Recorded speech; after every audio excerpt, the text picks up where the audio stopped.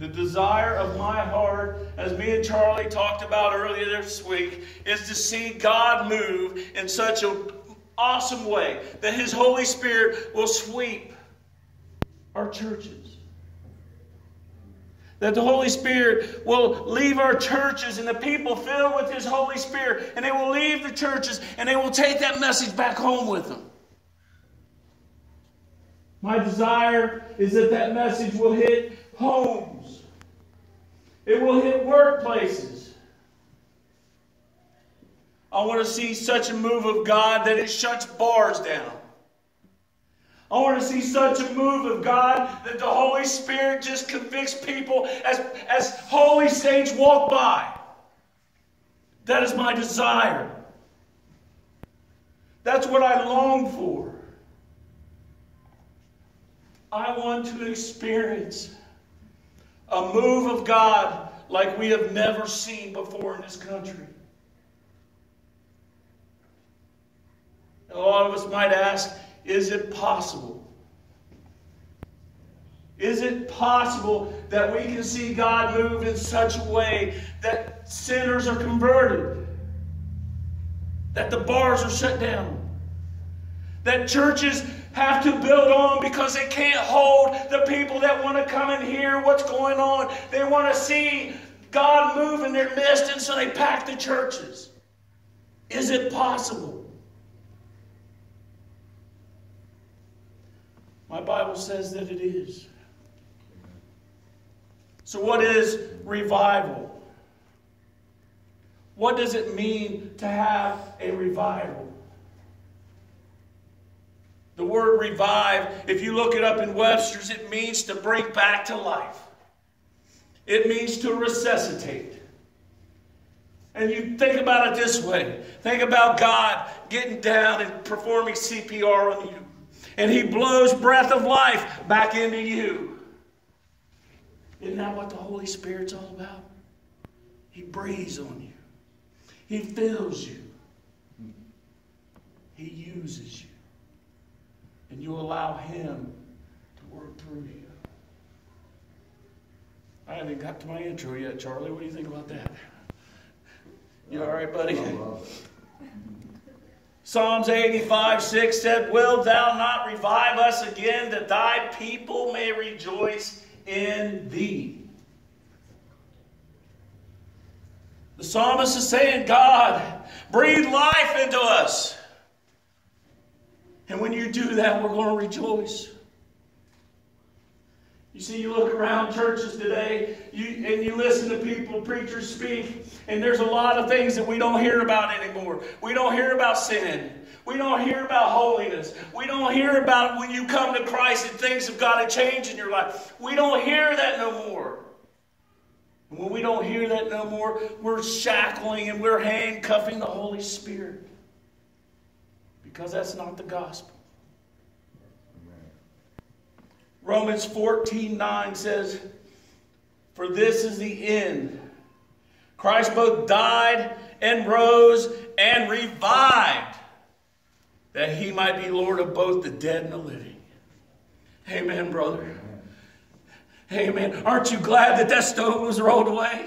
Ain't you glad that He come out of the grave victorious over death, victorious over hell, and holding the keys of the things that hold us back? That ought to excite us. That ought to put a joy down deep in our soul. That ought to revive us. That ought to give us purpose. You see, we don't serve a dead God. We serve a God who sits on the right hand, on the throne on the right hand of God, a living God, a powerful God, one who is just waiting for us to say, "Lord, revive us." But you see, He's not going to step out, and He's not going to do it unless the people want it. See, revival cost a great price.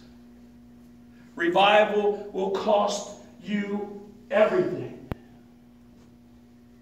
It cost Jonah. You see, if you go back to the first chapter of Jonah, And I made a point to point number 1, Charlie. My wife put a clock back up there and it says 11:15. I can actually read that today because she said I preached too long last week. So we make it to point number 1. And I only got 5. Actually, I think 4. You can run, but you can't hide. Right. Point number 1 is you can run, but you can't hide. Do you remember back in the first chapter of Jonah, God says, Jonah, I want you to get up. I want you to go to Nineveh. I want you to preach to Nineveh. I want you to tell them if they do not turn from their ways, they're going to die. They're going to die in their sin, and there is a hell to be paid. Do you remember what Jonah did? It says Jonah got up. He went down to the shipyard. He bought a ticket to go to Tarsus. He was going to get on that ship because it says that Jonah wanted to flee the presence of the Lord. A holy man. So he thought. A man saved from his sins. So he thought. But you see, God called him. Jonah, I want you to go warn those people. You see, they're exceedingly wicked. They're sin. And if they die today, they're going to a devil's hell. Kind of like our country, isn't it, folks? It sure is.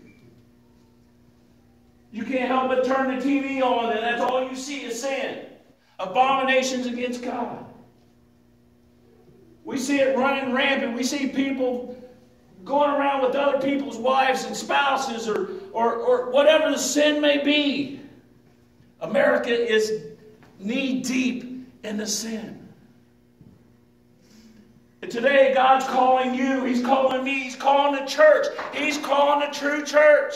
Go warn them. Because if they die, they're going to hell. You see, folks, he calls people to the ministry.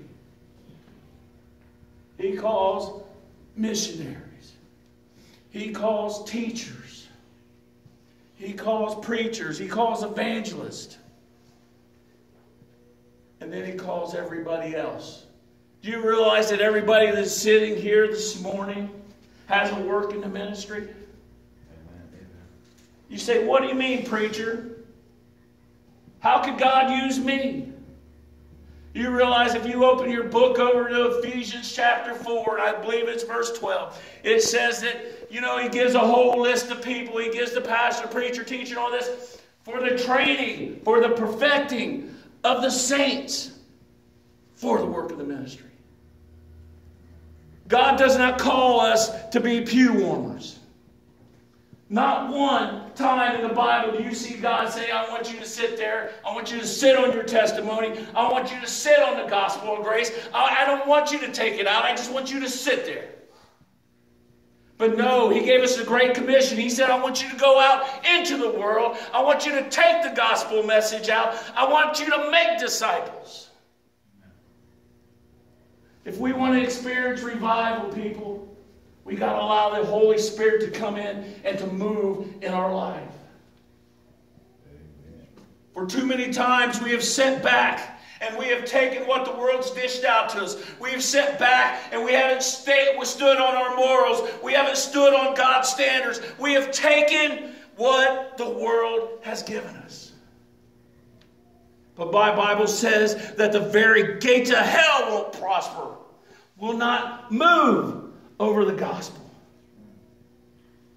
The gospel of Jesus Christ is going to tear down strongholds. It's going to tear down those gates. But we've got to be willing and able to step out and do it. See, unlike Jonah, Jonah thought he could actually flee the presence of God. Do you all know here this morning that you can't hide from God? You know, over in Jeremiah 23:24 says, can any hide himself in the secret place that I should not see him, saith the Lord? Do not I feel the heavens and the earth, saith the Lord? See, I want to tell you here this morning, there may be some here that's been called to preach. There may be some here that's called to be Sunday school teachers. Some here that may be called missionaries. Some be able to sit here this morning and say that God has told me to share this gospel message to the people I work with. I want to tell you right